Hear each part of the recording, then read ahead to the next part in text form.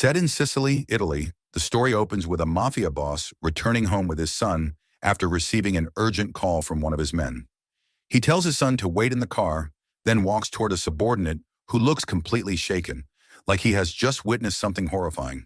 And there is a good reason for that fear. The moment the boss steps inside, he finds his guards brutally slaughtered, their bodies left in a condition far beyond anything he expected. There is only one person capable of doing something like this, Robert McCall.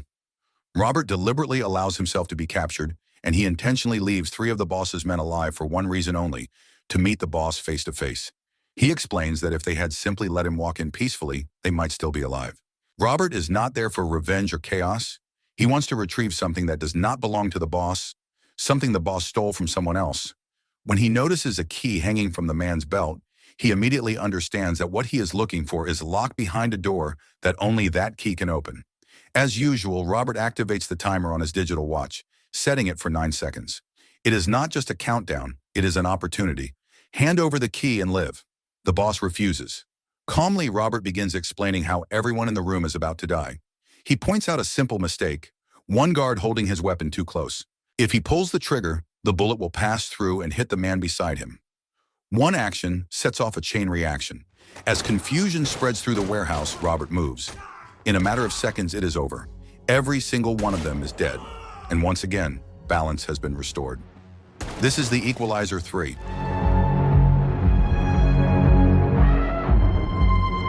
After retrieving what he came for, Robert steps outside and sees the boss's son still waiting in the car. He is not someone who harms women or children, so he turns and walks away. What he does not expect is for the boy to grab his father's rifle and shoot him from behind. Badly wounded, Robert still insists on driving himself away. He manages to get some distance before passing out on the side of the road. A patrol officer finds him and brings him to a nearby village, where a local doctor treats his injuries. When Robert regains consciousness, he tries to leave, but the doctor refuses. The wound is still fresh. The doctor studies him carefully, wondering whether he has saved the right man, whether Robert is good or evil.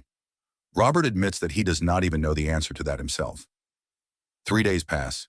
The wound begins to heal, though he still needs a cane to walk. The doctor encourages him to go outside and get some fresh air.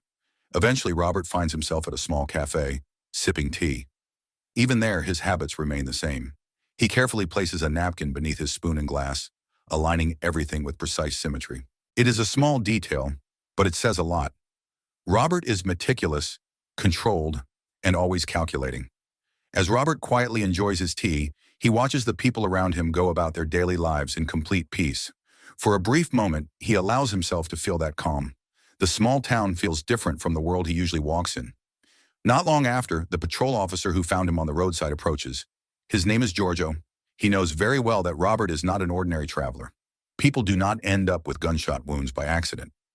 Giorgio makes it clear that this town is peaceful, filled with good people, and in his own subtle way, he suggests that once Robert is fully healed, it might be best for him to move on. But Robert is not finished yet. He contacts a CIA financial division agent named Emma to report something suspicious at the estate of the Mafia boss he killed. He only intended to retrieve what had been stolen, nothing more. However, once inside, he discovered something far bigger than expected. He asks Emma to investigate the site personally. While waiting to fully recover, Robert continues walking through town, observing its quiet beauty. One day he passes a group of young mobsters led by a reckless man named Marco. They are assaulting a fish seller for being late on a payment. If they had any idea who was walking past them, they might have reconsidered their behavior. Marco later meets with his older brother, Vincent, a powerful mafia boss connected to the man Robert killed earlier. Vincent has grand plans. He wants to transform this peaceful town into a flashy destination filled with hotels, casinos, bars, and luxury entertainment for foreign tourists. To make that happen, he pressures locals to sell their homes. Anyone who refuses faces brutal consequences.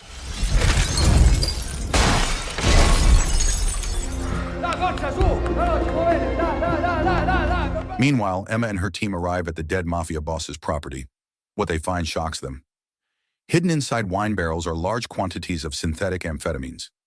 Several bodies lie at the scene, and strangely, only a single fingerprint is recovered. Emma becomes deeply curious about the person capable of carrying out such precise destruction. Days pass, and Robert finally makes a full recovery. Before leaving, he asks the doctor why he never reported him to the police or sent him directly to a hospital. Why did he trust a stranger who might have been dangerous? The doctor explains that when asked whether he was good or bad, Robert said he did not know. In the doctor's eyes, only a good man would answer that way. That was enough. Just as Robert prepares to leave town, chaos erupts. A house is on fire. It belongs to the fish seller who was attacked earlier. The flames consume not only his shop, but also his home. Worse, his wife and child are still inside. The man breaks down in hysterics as everything he owns burns before him.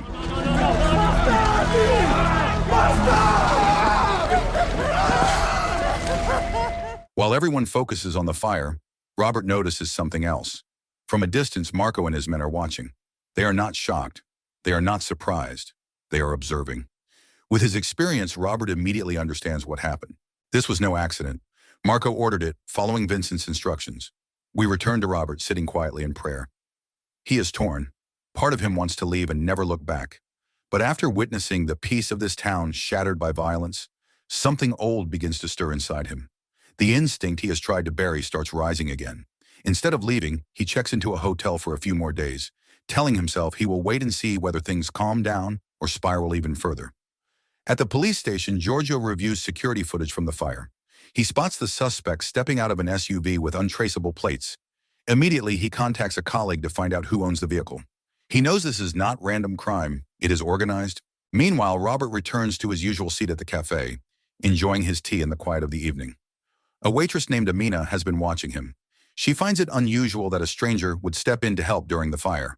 Wanting to show him the warmth of her town, she invites him to walk around and taste some of the local food. It is a simple gesture, but it means something. Over time, the townspeople begin to accept him. An elderly woman even gives him a small gift. For the first time in a long while, Robert feels a sense of belonging. He starts to believe that this peaceful little town could be the place where he finally retires and spends the rest of his life surrounded by decent people. One morning, as he sits in his usual spot with his tea, Emma appears. She has traced his location using the phone number he used earlier. She tries to observe him discreetly, but Robert notices her immediately. In fact, he is so aware of his surroundings that if she wanted a clear photo, he would probably turn and smile for her. Emma is full of questions. She wants to know who he works for, why his fingerprints cannot be traced, why his identity does not appear in any census database, and how he managed to wipe out an entire Mafia group alone. Robert calmly explains that he came to Sicily for one purpose: to retrieve something stolen from an innocent man. While doing so, he stumbled upon the drug operation that Emma and her team later seized.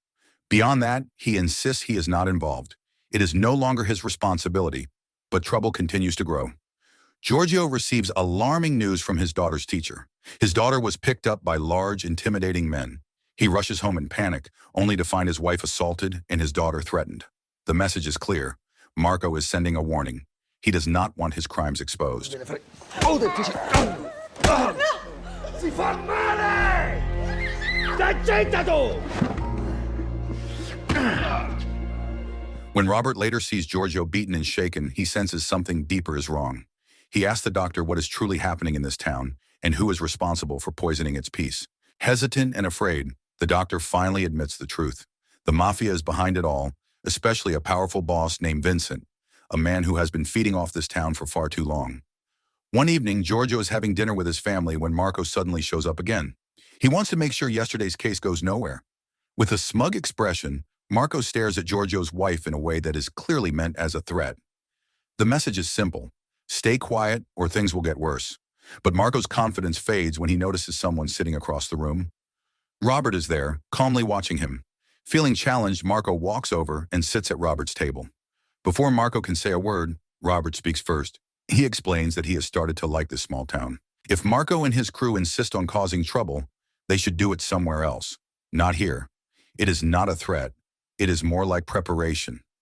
Marco and his men laugh it off. That laughter stops quickly. In a subtle movement, Robert presses a spot between Marco's thumb and index finger. He calmly explains that he is applying pressure to the median nerve, the nerve responsible for finger movement and for sending pain signals to the brain. On a scale of 1 to 10, Marco is only at level 2. If Robert presses harder, the pain will become overwhelming. Within seconds, Marco orders his 4 men to leave the restaurant. Once the situation is under control, Robert releases him and tries one last time to reason with him. Marco is still young. He still has a future. It would be a shame if tonight were the end of it. For the second time, Robert gives him a chance to walk away and not repeat the same mistake. But Marco feels protected.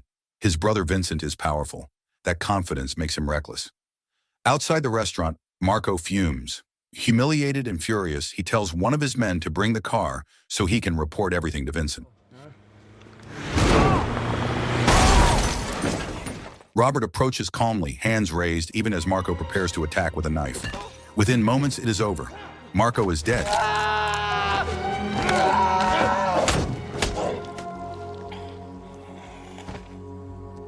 At the same time, Emma's at the police station, questioning inmates connected to the drug operation. She is searching for information about who else is involved. The police chief seems to recognize one particular suspect and strongly advises her not to interrogate him. That warning only increases her suspicion. Following her team's intelligence, Emma leads a major raid on the property of another mafia figure in Italy. It is a bold and dangerous move. She is investigating independently, and that makes her a target. Vincent, still very much in play, retaliates quickly. He plants a bomb under the car Emma is about to drive. The explosion is devastating.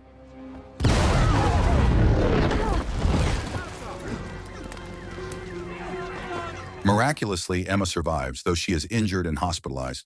Her superior orders her to step back and let her team take over the case. It is finally revealed that the police chief Emma met earlier is corrupt. He has been receiving monthly payments from Vincent's criminal operations. When he visits Vincent, it is not to arrest him, but to warn him. He urges Vincent to slow things down, because if the investigation goes any further, both of them will fall. Not just Vincent's empire, but the chief's career as well. Vincent does not appreciate being told what to do. In his mind, he owns Sicily. He makes it very clear that the chief should keep his mouth shut and remember who really holds power in this city. That same night, Vincent gathers his men to hunt down whoever killed Marco. Once again, Giorgio becomes the target. He is beaten and humiliated, and Vincent even shoots his ear to send a message. To prevent more innocent blood from being spilled, Robert steps forward and surrenders himself. Vincent prepares to execute him publicly. But something unexpected happens. People begin recording the scene on their phones. Vincent realizes that killing Robert in front of witnesses could damage his business and draw too much attention. Reluctantly, he backs off and decides to wait for a better opportunity. Back at his estate, Vincent fumes in front of his men. He calls the earlier incident humiliating, as if the Mafia has lost its pride. The next plan is brutal and simple. They will kill Robert and burn the entire town to the ground. With revenge completed, Vincent can move forward with his dream of turning the area into a luxury resort. Late that night, while Vincent sleeps and his guards stand watch around the property, Robert emerges from the darkness. One by one, the guards fall. Robert moves silently, efficiently, almost respectfully. Even in death, he lowers their bodies carefully to the ground. Despite being outnumbered, he eliminates them without alerting the others. He is patient, precise, and invisible. Eventually, Vincent is the only one left. He wakes to the sound of something dripping. A drop of blood lands from above. Suddenly, something crashes nearby, forcing him to scramble away in panic. He calls out desperately for his men, shouting their names over and over. No one answers. When he checks, he finds them all dead, just as brutally as the victims before them. For the first time, Vincent is truly afraid. He does not know what he is facing. Moments later, Robert confronts him and knocks him unconscious. When Vincent wakes up, he is tied up, foam forming at his mouth. Robert has injected him with the very drugs he was trafficking. Vincent is overdosing. According to Robert's calculation, his heart will stop in about 6 minutes. Even now, Robert gives him a chance. He unties him and allows him to try to reach a doctor, if he can make it in time. Vincent crawls desperately, fighting against his failing body, but he does not get far. He collapses and dies before he can escape. A few days later, Robert visits Emma in the hospital, just as the police announce that they have arrested the remaining Italian mafia leaders connected to the operation. The network is finally collapsing. Robert brings a bag with him. Inside is the money he took from the mafia boss at the very beginning, money that was never meant for criminals in the first place. It belonged to someone else. Here is the full story. An elderly man, a retired construction worker, had lost his entire pension fund. It was reportedly stolen through hacking by unknown parties. When Robert began tracing the missing money, one name kept appearing: the mafia boss in Sicily. That is why Robert came to the island in the first place. Not for revenge, not for chaos, simply to retrieve what was stolen and return it to its rightful owner. And the truth is, Robert did not even personally know the man he was helping. Once Emma recovers, She personally delivers the money to the elderly man and his wife. She arrives just in time. The couple is preparing to leave their home because they can no longer afford the rent. When the old man asks who helped him, Emma tells him the name. He does not recognize it at all. And in that quiet moment, Emma finally understands something clearly. Robert never wanted credit. He never needed recognition. He simply did what he believed was right. For all the violence that surrounds him at his core, Robert McCall is a man who chooses to help. So the moral of the story is, if you steal a grandpa's pension in Sicily, a guy with a stopwatch and perfect napkin skills will retire you first.